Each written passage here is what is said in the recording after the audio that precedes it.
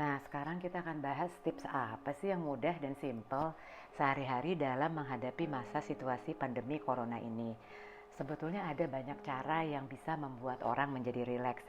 Ada yang misalnya hobinya masak gitu ya, ada yang olahraga atau meditasi atau melakukan hobi-hobi lama yang udah nggak dilakukan lagi.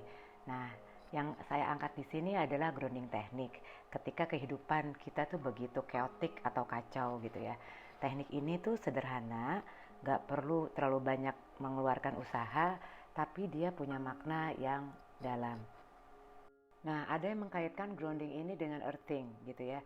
Jadi, cara menghubungkan aliran listrik di tubuh manusia dengan medan listrik bumi. Sesederhana melalui kaki telanjang atau membaringkan tubuh di atas tanah atau rumput.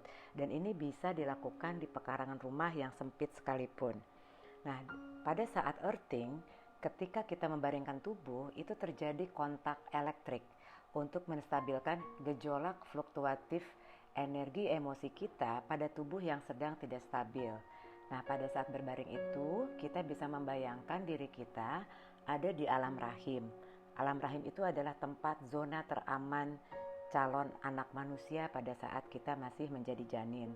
Kita bisa membayangkan panca indera kita itu ada di dalam aliran air yang hangat gitu ya, di dalam air ketuban, kemudian penuh dengan kelembutan sentuhan gitu ya, dan itu akan menenangkan emosi kita. Nah, dalam makna mendalam, grounding teknik ini adalah cara untuk membantu kita connected atau terhubung kembali dengan diri sendiri, yaitu mindfulness of here. Jadi bukan mencemaskan masa depan yang belum tentu akan terjadi ataupun menyesali apa yang sudah terjadi di masa lalu, gitu ya. Nah, dengan cara apa mindfulness ini hadir dalam tubuh kita? Nah, Tuhan sudah memberikan 5 perangkat yang luar biasa, yaitu panca indera kita melalui mata, telinga, hidung, mulut, dan kulit untuk meraba. Nah, kelima panca indera ini adalah merupakan kunci untuk menyadari feeling kita seutuhnya.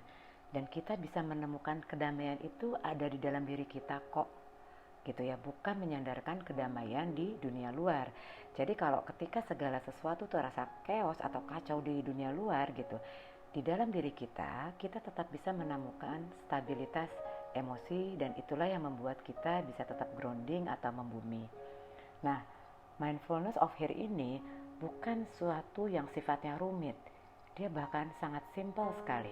Misalnya dari hal sepele sehari-hari. Contohnya, kalau kita suka minum kopi tiap pagi. Nah, hiruplah kopi itu sepenuh hati gitu ya. Bukan meminum kecemasan kita, bukan meminum pikiran-pikiran negatif kita gitu ya.